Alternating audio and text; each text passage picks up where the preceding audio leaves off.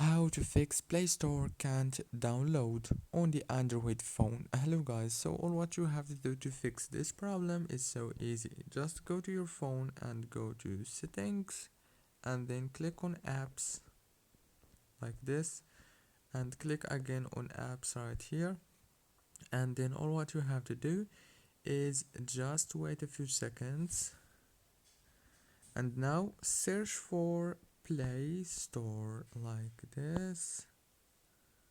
Play Store. And now all what you have to do is so simple and easy, so watch until the end.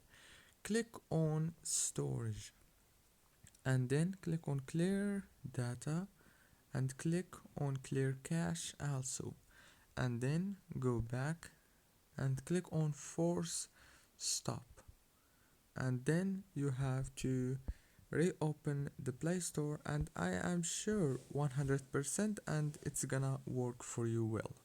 Don't forget to like and subscribe to the channel for more educational videos. See you later.